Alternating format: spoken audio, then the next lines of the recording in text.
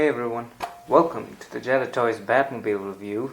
I'm the Nerdy Knight, and today I have the piece here with me, the beautiful Jada Toys Batmobile diecast. And I've been waiting a long time to get my hands on this, and it finally arrived here last week. And I have to say it's an absolute beautiful piece of sculpture. And the chassis is, of course, it's what's metal, and the other parts, of course, is plastic.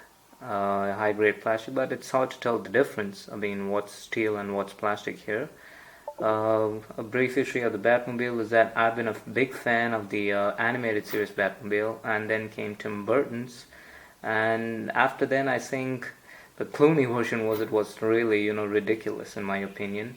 But then again, then came Nolan's Tumbler. I mean, I think that car was an absolute beauty. I mean, it was more like a tank that was toned down to a car. And this one looks a bit more streamlined, and it was built for the kill. And why I say that is because the turret here, it signifies that Batman's ready to kill, and that's something that's a new concept that's been introduced in this movie, where Batman kills people. And hopefully Snyder does have an explanation in the upcoming movies why Batman becomes this really cold, brutal, killing superhero. I mean, don't get me wrong, I absolutely love Ben Affleck. I think he's one of the best Batman, I think he's the best Batman right now. And that's no offense to Christian Bale, of course. I mean, every other actor had their own version, but I think Affleck's version is what really stays true to the comics, and apart from the fact, he kills people. Other than that, the way he looks it's like he just jumped out of the comic book itself. Right, back to the review. The car, I think it's 1:24 scale, meaning it's 24 units of the original car is 1 unit in this model kit. And the car doesn't come this way when you actually get it. It's a model kit, and by that I mean it comes as 25 individual pieces, which you have to then put together using screws, which are provided with the case, and of course a screwdriver as well. And then it shouldn't take long. It took me just like 40 minutes actually to assemble it. Try not to break anything because it is a bit fragile. Other than that, I think, since it's all pre-painted and each piece has been given an individual detail, so I think that's why it becomes as a separate 25 pieces that has to be put together. And once you put together, you have this beautiful car. It is functional, yes, it does roll, and I prefer not to. I mean, I like it to just use it as a display showcase piece. As you can see here, there's a lot of detail involved. All over, there's details everywhere. You can't see an empty area. It's been, the car itself, it's actually against the size of Batman. Batman is actually very huge in this movie, while the car looks, not so heavy. It's so sleek, it's so streamlined, and it seems like, rather than the Tumbler, it doesn't struggle with taking corners. It can drift so easily, as you can see in the movie. And I think that's a beautiful take on it. I'm a real big fan of this Batmobile. First, I was a bit skeptical, but once I got to see it over and over with the movie and with the model kit itself, I think it's a beautiful design. And it can take corners easily. It's very functional, and it's heavily weaponized. And unless, of course, Superman breaks it down. Okay, so the thing is, this is pure steel, and you can open the chassis. I mean, you can see there are insides to it. You can see the inside of the car. The seat, let me just get that. Okay, here we go. Yeah, got it. Be careful when you're opening this. Of course, you can't see it, because I need 2 hands for this. Okay, so now that we got this, let's put it back in. Right. As you can see,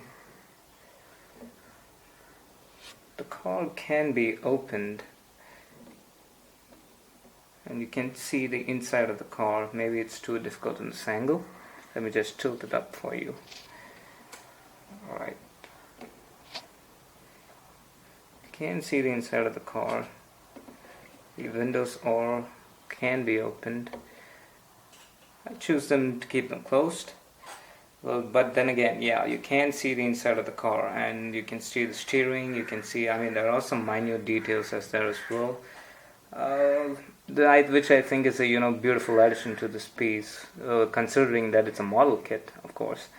Um, yeah, it's beautiful. It stays true to the movie. It's just it's absolutely gorgeous, and I think that's the part of it where it's functional. I mean, it can move, it can roll around its four wheels. It has an openable chassis, which I think makes it a complete kit, a complete product. There's nothing it can't do. And the color, of course, comparing to the Nolan and the previous Batmobiles, which were pure black, this baby is pure gray. There's a lot of beautiful grains to it, which I think is a happy addition. Batfleck's suit is also gray in the movie. Of course, he has a few black compartments, but other than the logo itself, I think everything. The movie has a lot of gray in Batman, and I think I think that's a welcome addition. In fact, Frank Miller's version of Batman had a lot of gray and not black in it. Yeah, and the thing is, you can get this. You can get this in Amazon. You can get this in the BigBadToyStore, and you can get this in eBay. If you're interested regarding price rates, you can check down the links which I've provided. That will take you straight to the buying page of these respective websites. So to sum it all up, I think that's all we have here for today.